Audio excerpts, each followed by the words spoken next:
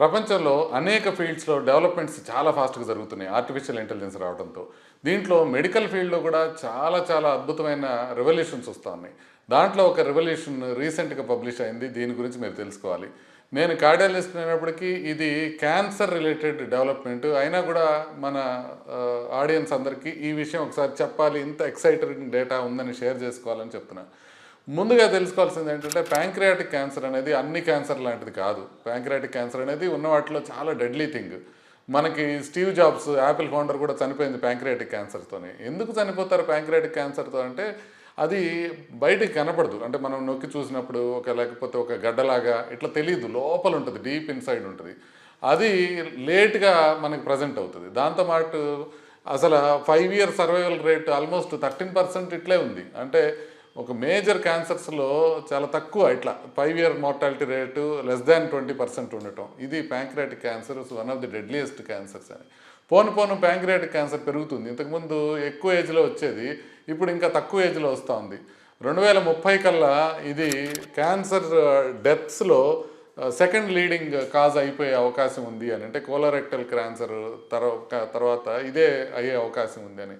Breast cancer pancreatic క్యాన్సర్తో కన్నా కూడా ఇది difficult, breast cancer prostate cancer కన్నా ఇది బాగా డిఫికల్ట్ క్యాన్సర్ అవుతుంది ట్రీట్ చేయడానికి.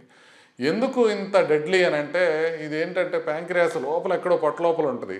అది మనం ఇక్కడ నొక్కి చూడలేము నేను చెప్పినట్టుగా. అట్లాగే సర్జరీ చేయడానికి కూడా మనం సర్జరీ చేసేంత అర్లీ స్టేజ్లో దీన్ని కనిపెట్టలేము, యూజువల్గా లేట్ అవుతుంది.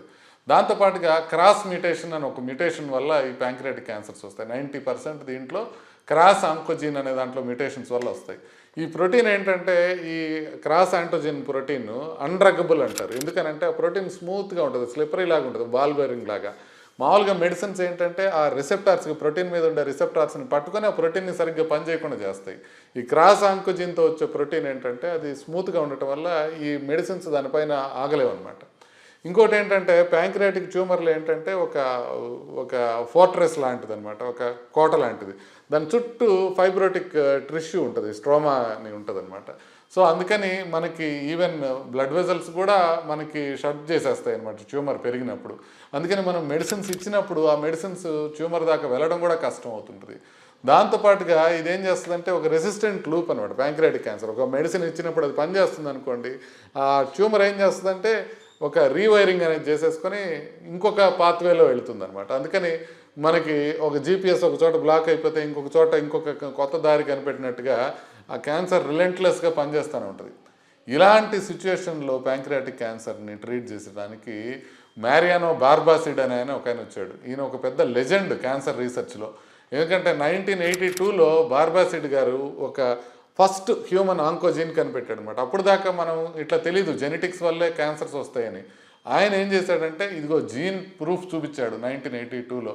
దాన్ని HRAS అంటారు. ఈ క్యాన్సర్ని మనకి ప్రూవ్ చేశాడు అనమాట. అంటే జీన్స్ వల్లే వస్తున్నాయి క్యాన్సర్స్ అనేది విషయాన్ని ఈయన బార్బాసిడ్ గారు ప్రూవ్ చేశారు. ఇప్పుడు 1982లో. అప్పటి నుంచి ఆయన ప్యాంక్రియాటిక్ క్యాన్సర్ మీద వర్క్ చేస్తూ ఉన్నారు. ఇనిషియల్గా యుఎస్లో పనిచేసేవాళ్ళు క్యాన్సర్ రీసెర్చ్లో. ఇప్పుడు తిరిగి ఆయన ఓన్ దేశం స్పెయిన్కి వెళ్ళిపోయారనమాట. అక్కడ స్పానిష్ నేషనల్ క్యాన్సర్ రీసెర్చ్ సెంటర్లో ఆయన పనిచేస్తూ ఉన్నారు. ఇప్పుడు 70లో ఉన్నాడు ఆయన. ఇప్పుడు ఉండి ఒక అద్భుతమైన ట్రీట్మెంట్ని కనిపెట్టాడు ప్యాంక్రియాటిక్ క్యాన్సర్కి. దీన్ని ట్రిపుల్ థ్రెట్ రీసెర్చ్ అంటారనమాట.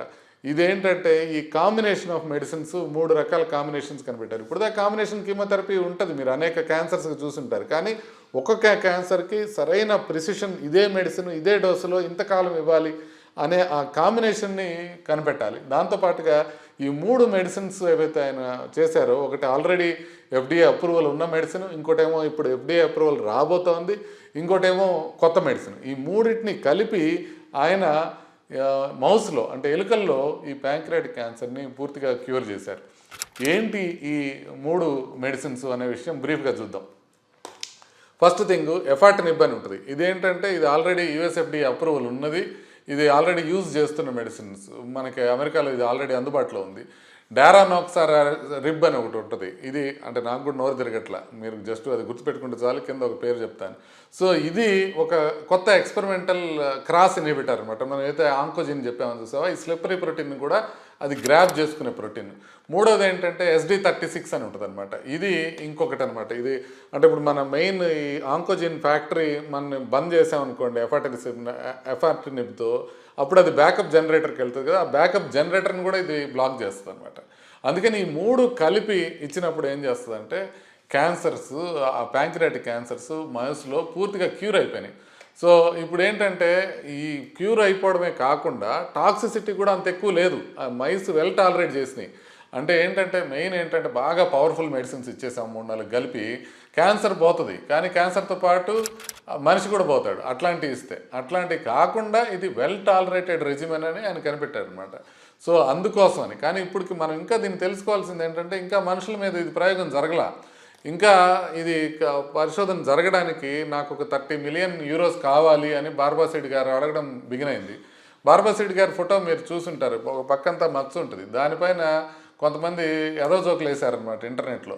దానివల్ల ఇంకా ఈయన చేసిన డిస్కవరీ ఇంకా పాపులర్ అయిపోయింది. ఇవాళ రేపు మీరు ఎక్కడ చూసినా ఇదే డిస్కవరీ కనిపిస్తూ ఉందన్నమాట. సో మనం ఇంకా ఫినిష్ లైన్ దగ్గర లేము, కానీ ఫస్ట్ టైం 40 ఇయర్స్లో ఒక smartest man in the room Barbacid గారు ఈయన ఏమంటున్నారంటే, నేను ఫైనల్గా కనిపెట్టాను దీన్ని ఎట్లా చేయాలి అనేది, దీన్ని ట్రీట్ చేయాలని కనిపెట్టాను, నేను ఎక్సైటెడ్గా చెప్తుంటే ఎస్, ప్యాంక్రియాటిక్ క్యాన్సర్కి మనకి ఒక ట్రీట్మెంట్ అందుబాటులోకి రావడానికి ఛాన్సెస్ ఉన్నాయి అనే విషయం క్లియర్గా తెలుస్తూ ఉంది. ఇదండి ఈ ఎక్సైట్మెంట్ విషయం. మీకు గనక ఈ ఇన్ఫర్మేషన్ నచ్చినట్లయితే లైక్ చేయండి, షేర్ చేయండి, ఈ ఛానల్ని సబ్స్క్రైబ్ చేసుకొని బెల్ బటన్ మీద ఒకసారి క్లిక్ చేయండి.